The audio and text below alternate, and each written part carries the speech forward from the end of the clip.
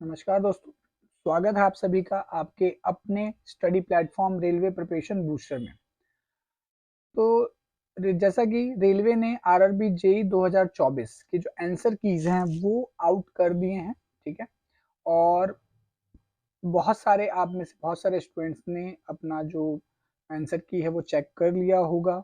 अब आंसर की चेक करने के बाद जब रॉ डेटा आपका आया होगा तो अब उसके बेसिस पे आपके दिमाग में कई तरह के क्वेश्चन घूम रहे होंगे। सबसे पहला, कौन सा शिफ्ट हार्ड था, कौन सा इजी शिफ्ट था, यानी जो इसमें आपका एग्जाम था वो हार्ड शिफ्ट है या इजी शिफ्ट है। उसके बाद शिफ्ट वाइज जो रॉ स्कोर हैं वो क्या बने हैं, जोन वाइज रॉ स्कोर क्या रहा है, एक्सपेक्टेड रॉ स्कोर। सबसे जो इम्पोर्टेंट क्वेश्चन ये है कि expected raw score CBT T1 को क्वालिफाई करने के लिए क्या होना चाहिए। तो इस वीडियो में हम यही सारे डिस्कस करने वाले हैं कि शिफ्ट वाइज जो एक्सपेक्टेड रॉ स्कोर क्या होगा, कैटेगरी वाइज क्या होगा, और उसके बाद जोन वाइज। तो जितने भी प्रकार के जो भी आपके दिमाग में क्वेश्चन आ रहे हैं उन सभी सवालों के जवाब हम इस वीडियो में देने वाले हैं। तो बने रहिए वीडियो में अंत तक। तो चलिए बिना देरी के शुरू करते हैं आज का वीडियो। चैनल पे अगर नए हैं स्टूडेंट्स तो आप चैनल को सब्सक्राइब कर लें, और अगर वीडियो पसंद आ रही है तो वीडियो को एक लाइक जरूर कर दें। आगे बढ़ते हैं। आगे आरआरबी जेई का जो आंसर की है वो 23/12 यानी 23 दिसंबर 2024 को रिलीज कर दिया गया था आरआरबी के द्वारा। और उसके बाद जो इसकी एग्जाम डेट के बारे में बात करें तो 16/12 से लेकर 18/12 यानी कि मात्र 5 दिन के अंदर ही आंसर की को जारी कर दिया गया है। तो 16/12 से 18/12 3 दिन के अंदर 3 शिफ्ट यानी टोटल 9 शिफ्ट में इसके एग्जाम रखे गए थे। 9 शिफ्ट में इसका एग्जाम कंप्लीट कर दिया गया, हो गया है पूरा, ठीक है, CBT 1 का। अच्छा, उसके बाद आप अपने क्वेश्चन पेपर जो आपने एग्जाम दिया उसका क्वेश्चन पेपर आपने क्या रिस्पॉन्ड किया है उसकी कीज, और उसके अलावा अगर किसी क्वेश्चन या उसके जो मल्टीपल ऑप्शंस थे या जो आंसर आरआरबी के द्वारा दिया गया है उसमें अगर किसी भी प्रकार का आपको डाउट है तो उस कंडीशन में आप ऑब्जेक्शन रेज कर सकते हैं, जो कि 23/12/2024 से ही खुल चुकी हैं और 28/12/2024 तक रहने वाली हैं। तो अगर अभी तक आपको किसी क्वेश्चन में डाउट है, ऑब्जेक्शन रेज करना है और अभी तक नहीं किया है तो जल्द से जल्द जाके कर सकते हैं। पर क्वेश्चन के लिए आपको 50 रुपए, उसके साथ बैंक के सर्विस चार्जेस पे करने होंगे, जिसकी payment debit card, credit card, UPI, net banking के थ्रू की जा सकती है। तो जल्द से जल्द जो भी अगर कोई डाउट बनता है, अगर ऑब्जेक्शन रेज करना है तो जल्द से जल्द कर दें, ठीक है। बढ़ते हैं आगे की तरफ। तो अब बात करते हैं जो इसमें वैकेंसीज की। तो जैसा आप लोग सभी लोगों को पता होगा, टोटल 7,951 वैकेंसीज हैं इसके अंदर, जिसके लिए 10 लाख कैंडिडेट्स ने अप्लाई किया है। और अटेंडेंस लगभग सभी शिफ्ट की 63 से लेके 65% तक रही है। तो हमने मैक्सिमम 65% को ही लेके चल रहे हैं, यानी लगभग इसमें 6,50,000 कैंडिडेट्स ने अपनी अपीयरेंस यानी अटेंडेंस दर्ज कराई है, यानी एग्जाम दिया है 6,50,000 स्टूडेंट ने। अगर क्वालिफाइड बात करें यानी CBT 2 के लिए कितने कैंडिडेट्स, इन 6.5 लाख कैंडिडेट्स में से कितने कैंडिडेट्स आगे की तरफ जाएंगे, तो जितनी भी वैकेंसीज हैं उसके 15 गुना यानी 7,951 वैकेंसीज हैं उसके 15 गुना के हिसाब से 1,19,265 कैंडिडेट जो हैं वो CBT 1 को क्वालिफाई करेंगे। बट अब कंडीशन ये आती है कि क्या रॉ स्कोर आपका एवरेज, आपका जो रॉ स्कोर है वो क्या रहने वाला है, जिसमें कि आप इस कैटेगरी में हो और आपका वो CBT 1 क्वालिफाई हो जाएगा। तो इसी के लिए हम अभी जवाब देंगे, लेकिन उससे पहले बढ़ते हैं, ये देखते हैं कि जो शिफ्ट वाइज है वो सबसे आसान और सबसे मुश्किल शिफ्ट कौन कौन सी रही है। तो अगर सबसे मुश्किल शिफ्ट की बात की जाए तो 17/12 का जो थर्ड शिफ्ट है वो सबसे मुश्किल शिफ्ट रहा है, ठीक है, जिसका एवरेज स्कोर 47.34 रही है, ठीक है। और सबसे आसान शिफ्ट की अगर बात करें तो 16/12 यानी पहले डे की पहली शिफ्ट थी जो थी वो सबसे आसान शिफ्ट है, जिसका एवरेज 56.02, यानी आप देख सकते हैं कि जो डिफिकल्ट और इजी शिफ्ट में लगभग 9 मार्क्स का डिफरेंस एवरेज में नजर आ रहा है। और यही डिफरेंस लगभग आपको नॉर्मलाइजेशन मार्क्स में भी, इसमें नॉर्मलाइजेशन मार्क्स में भी नजर आएगा, ठीक है। और इस हिसाब से बाकी आप देख सकते हैं रैंक लगी हुई है कि फर्स्ट रैंक पे आपका थर्ड शिफ्ट, सेकंड पे 17/12 की ही सेकंड शिफ्ट थी जो कि जिसका एवरेज 49.15 रहा है। तो जो ये अंतर आपको इनके बीच में देखने को मिल रहा है, लगभग वैसा ही कुछ अंतर आपको नॉर्मलाइजेशन मार्क्स में भी देखने को मिलेगा। ये इम्पैक्ट होगा आपके हार्ड शिफ्ट और इजी शिफ्ट का। तो जिसकी वजह से, क्योंकि एक बहुत बड़ा डिफरेंस है ये, तो जिसकी वजह से अगर किसी के मार्क्स अगर 4-5 मार्क्स तक अगर हार्ड शिफ्ट में कम है और अगर किसी के 4-5 मार्क्स ज़्यादा हैं इजी शिफ्ट से तो वो लगभग बराबर रहने वाले हैं। ठीक है, तो ये इम्पैक्ट आएगा, जिसमें कि अगर हार्ड शिफ्ट में थोड़े कम मार्क्स भी बन रहे हैं तो आप बेफिक्र रहें, निश्चिंत रहें, आपका CBT 1 क्वालिफाई हो जाएगा। बट कंडीशन यही है कि कितने। ठीक है, तो इसके बारे में बात करते हैं। अब अगर हम एक डेटा और है हमारे पास जिसमें कि बात करें, जो ये मार्क्स की कैटेगरीज हैं, जो क्लास इंटरवल में आपके मार्क्स दिए हुए हैं और उसमें कितने कैंडिडेट जो हैं वो बन रहे हैं, उसके हिसाब से ये टोटल 58,000 प्लस डेटा है हमारे पास, 58,000 प्लस डेटा है। और उसके बेसिस पे अगर हम बात करें तो 58,000 डेटा के अंदर 90 से जो ऊपर हैं वो सिर्फ 4 कैंडिडेट्स के मार्क्स अभी तक मिले हैं, 85 से 90 48, 80 से 85 340। तो इनको एक कॉम्युलेटिव अगर कर लिया जाए तो जिस तरीके से जो डिफरेंस है आपके अपीयर्ड में और जो क्वालिफाई करेंगे जो स्टूडेंट्स, अगर उसके बीच में अगर रेशियो देखें तो लगभग 150 यानी 20% का रेशियो बनता है। ठीक है, 20% स्टूडेंट्स जो हैं वो क्वालिफाई करेंगे। तो अगर हम इसको परसेंटेज वाइज कन्वर्ट करें तो लगभग ये आपका 60 से 65 के स्कोर तक आता है, जिसमें कि 18 से ऊपर, मतलब ये 18 से 31% का रेंज यहाँ बन रहा है, जिसके बीच में 20% लाई करेगा। अच्छा, अब इसको क्यों चुना गया है 60 से 65 के लिए ही, जो एवरेज स्कोर अगर आपका है तो थोड़े आपकी सिक्योरिटी ज़्यादा क्यों बनती है, क्योंकि ऐसा हम लेके चलते हैं कि ज़्यादातर वो स्टूडेंट्स जिन्होंने ये डेटा प्रोवाइड किया है वो स्टूडेंट्स होते हैं जो थोड़े जागरूक होते हैं। ठीक है, जो एग्जाम की परवाह करते हैं, जिनके मार्क्स अच्छे होते हैं, तो ज़्यादातर स्टूडेंट्स वही डेटा प्रोवाइड करते हैं। ठीक है, तो इसकी वजह से हम ये कह सकते हैं कि अभी तक जो 58,000 कैंडिडेट्स जो ये आए हैं, ये वो स्टूडेंट्स हैं जो एग्जाम को लेकर सीरियस हैं। तो हम ज़्यादातर मान के चलेंगे कि जो नीचे की तरफ जिनके मार्क्स कम हैं, यानी लेस देन 50 हो सकते हैं, 40 हो सकते हैं, या हो सकता है नेगेटिव मार्क्स भी हो सकते हैं, वो स्टूडेंट्स ज़्यादा हैं।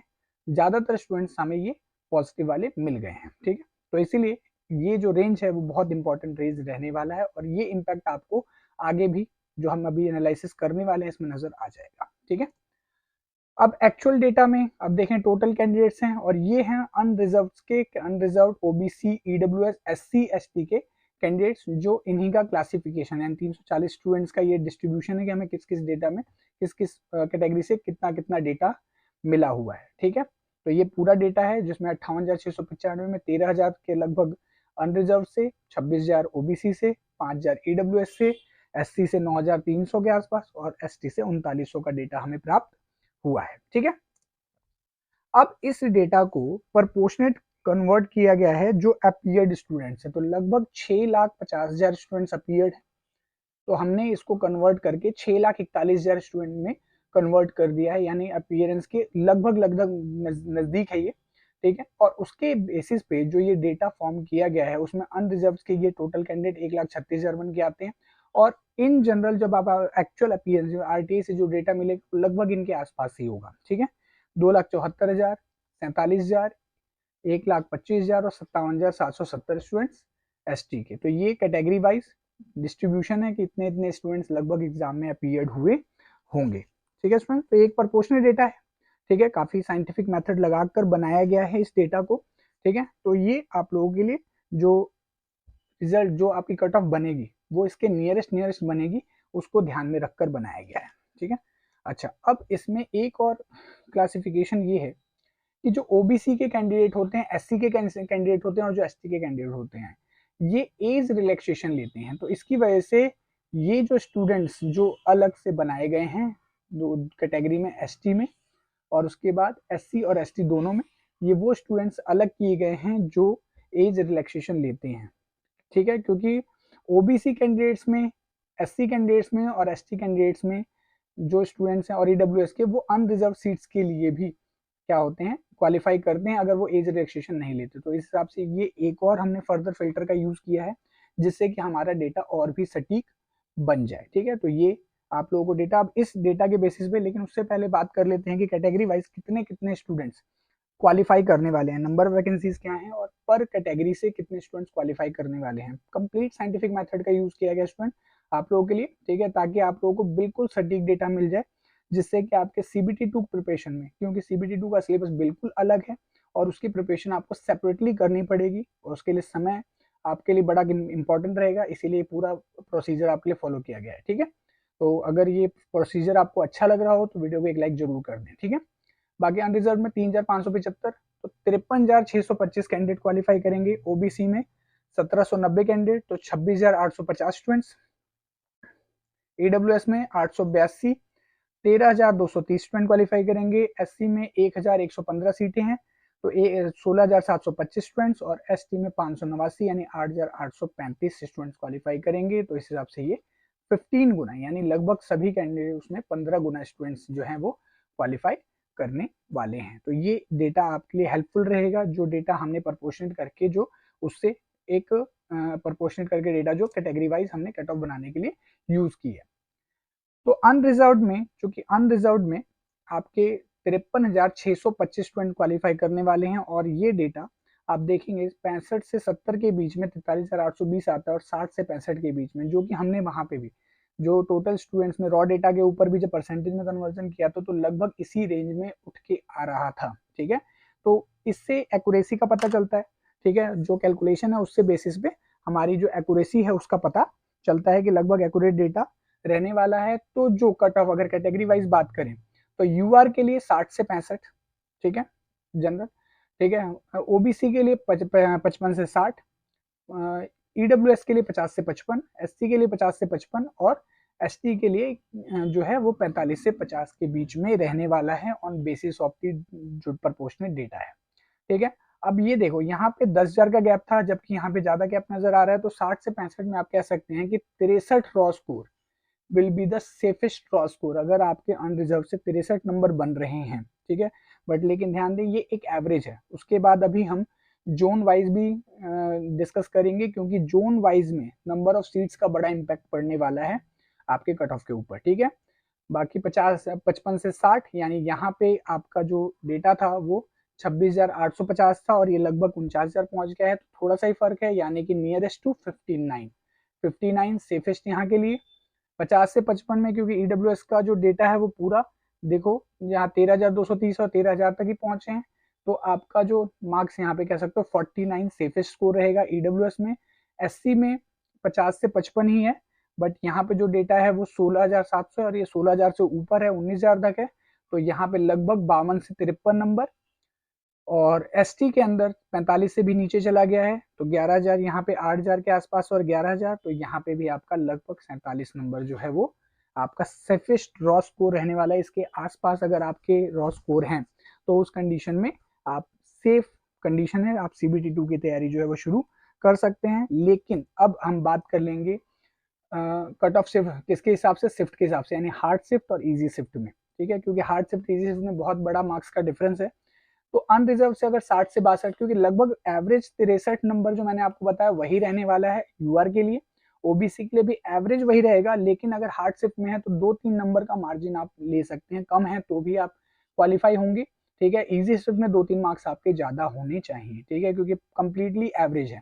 तो एवरेज 63 अगर है किसी शिफ्ट में तब तो आप सेफ हैं, लेकिन अगर इजी शिफ्ट बिल्कुल ही इजी शिफ्ट के अंदर आप पढ़ रहे हैं, ठीक है, यानी हार्ड शिफ्ट का मतलब है 1, 2, 3 रैंक वाले में, ठीक है, ये 4, 5, 6 वाले में, और ये 7, 8, 9 वाले शिफ्ट्स के हिसाब से है, ठीक है। तो इसमें 1-2 नंबर का ऊपर नीचे जो है वो आप मॉडरेटली लेके चलना पड़ेगा, ठीक है। तो ये 63 इसके अंदर जैसा कि आप लोगों को बताया गया है 59, 49, 52, तो लगभग कुछ कुछ ऐसा ही है, 2-3 मार्क्स ऊपर नीचे हार्ड शिफ्ट और इजी शिफ्ट के हिसाब से 2-3 नंबर ऊपर और 2-3 नंबर नीचे जो है वो लिया जा सकता है। तो हार्ड शिफ्ट वाले स्टूडेंट्स 2-3 नंबर कम भी रहेंगे तो उनका सिलेक्शन सीबीटी 2 के लिए क्वालिफाई हो जाएगा, ठीक है। अब बात करते हैं जोन वाइज भी बात कर लेते हैं।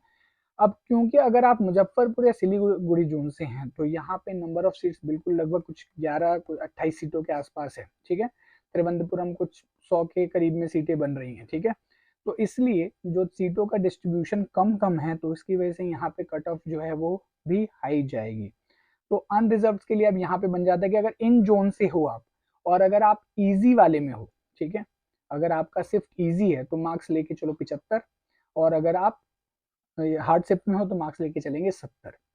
अगर वही जोन आपका गुवाहाटी, पटना, जम्मू, गोरखपुर होता है तो आपके हार्ड शिफ्ट के लिए 65 और इजी शिफ्ट के लिए 70 नंबर, और अजमेर, सिकंदराबाद, चेन्नई से हैं तो 60 नंबर और 65 नंबर आपके सिक्योर्ड मार्क्स होंगे जैसे कि CBT 1, तो इसमें आप हर तरीके से यानी हर सवालों पर जो सवाल है कि आप किस जोन से हो, किस कैटेगरी से हो, और कंडीशन ये है कि आपका शिफ्ट कौन सा था, हार्ड शिफ्ट था, इजी शिफ्ट था, उन सभी सवालों के जवाब मिल रहे होंगे कि आपको कौन से उसमें हो और कौन सी कैटेगरी में पढ़ रहे हो, तो कितने मार्क्स आपके बन रहे हैं, यानी CBT 2 की तैयारी के लिए आप एलिजिबल हो गए। ठीक है, OBC का वही जो हार्ड शिफ्ट है तो 68, 72, हार्ड शिफ्ट 63, 68 जोन आपके ऊपर लिखे हुए हैं। तो इस तरीके से सभी के डेटा आपको प्रोवाइड कर दिए गए हैं। तो अब आप इसमें से देख सकते हैं, और अगर आपके कुछ मार्क्स हैं तो आप मुझसे कमेंट करके भी पूछ सकते हैं। ठीक है, उसका जवाब आपको मिलेगा कि आप उन मार्क्स के साथ क्वालिफाई कर पाएंगे या नहीं कर पाएंगे। ठीक है स्टूडेंट्स, तो आई होप अब इस वीडियो से आप लोगों को सभी सवालों के आपके जवाब मिल गए होंगे। और मेरी पर्सनल सजेशन बिल्कुल यही है कि आप अगर जोन में आपके मार्क्स अच्छे बन रहे हैं, यानी लगभग 70 मार्क्स, एक जनरल मार्क्स 70 अगर बन रहे हैं किसी भी कैटेगरी से, किसी भी जोन से, तो उस कंडीशन में आप अपनी CBT 2 की तैयारी जो है वो शुरू कर दें बिना किसी झिझक के। ठीक है, तो अगर वीडियो अच्छी लगी हो तो लाइक करें, शेयर करें वीडियो को। किसी भी क्वेरी या सजेशन के लिए जैसा कि आपको बताया कमेंट कर सकते हैं। चैनल पे नए हैं तो चैनल को सब्सक्राइब कर दें। और अगर आपको किसी भी मतलब कोई आगे फर्दर इन्फॉर्मेशन चाहिए तो आप उससे टेलीग्राम व्हाट्सएप से भी कुछ एडिशनल इन्फॉर्मेशन के लिए हमारे ग्रुप से जुड़ सकते हैं। लिंक आपको उसका डिस्क्रिप्शन बॉक्स में मिल जाएगा स्टूडेंट्स। तो आज के लिए बस इतना ही, मिलते हैं आपसे नेक्स्ट वीडियो में, तब तक के लिए tata bye bye, thanks for watching.